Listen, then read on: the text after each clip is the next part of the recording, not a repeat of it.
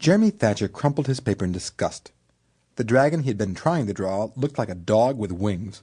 "Be right back," he whispered to his friend Specimen. But as he started toward the paper cupboard, a sharp voice asked, "Something wrong, Mr. Thatcher?" Jeremy froze.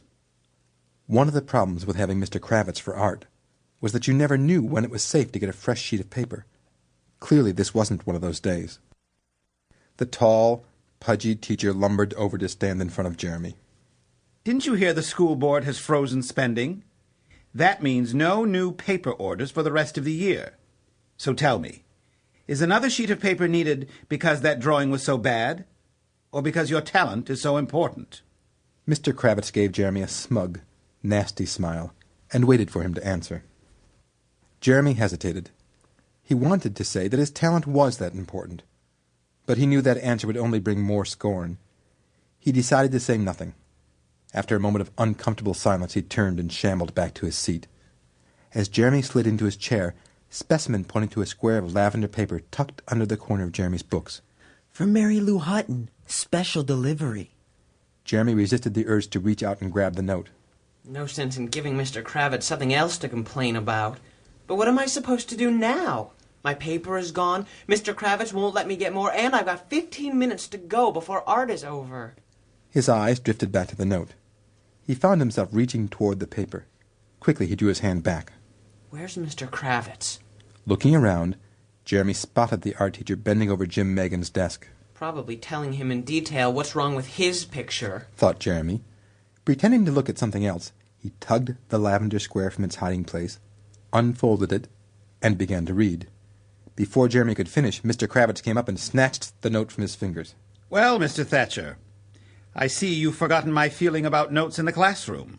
Jeremy's cheeks began to burn. Give it back! "I'm afraid I can't do that. It's against my rules.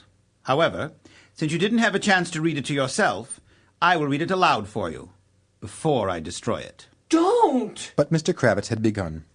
"Dear Jeremy, I think you are incredibly cute, even if you are the shortest boy in the 6th grade.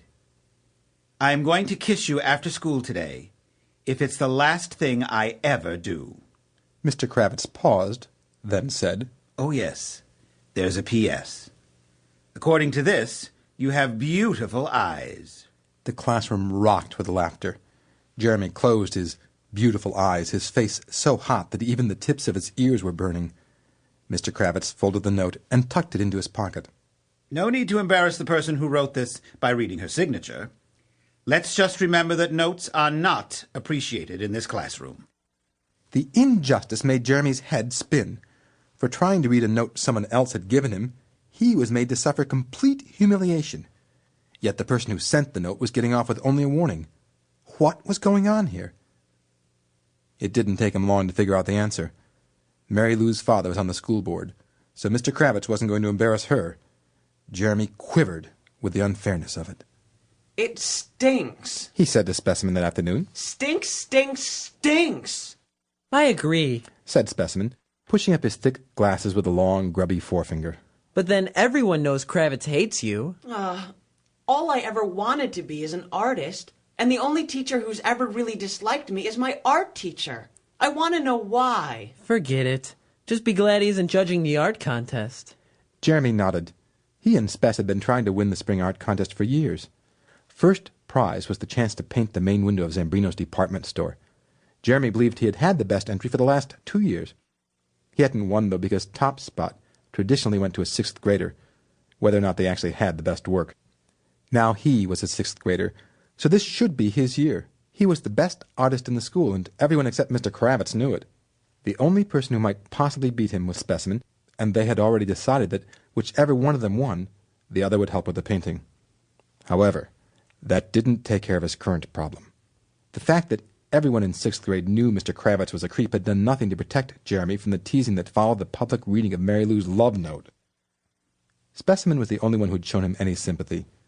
The other boys, particularly Howard Morton and Freddy the Frog Killer, had harassed him unmercifully. Not that that was anything new. Maybe you should just tell everyone who sent the note. Are you out of your mind? Before his friend could answer, Jeremy's stomach lurched with fear. Spess! It's Mary Lou! She's heading this way! How did she find us? I thought we did a brilliant job sneaking away after school. Jeremy didn't have time to worry about Mary Lou's tracking abilities. Just hold her off, he said desperately. Without waiting for an answer, he sprinted away. Jeremy Thatcher! Cried Mary Lou. You get back here! Howard Morton and Freddy the Frog Killer were lingering at the end of the block. Hey, lover boy! Called Howard. What's the matter? Don't you want your kissy poo?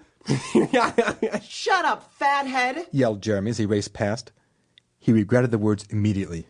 Come on, Freddy! Let's hold the shrimp down so we can get his kiss. Whooping with delight, they joined the chase.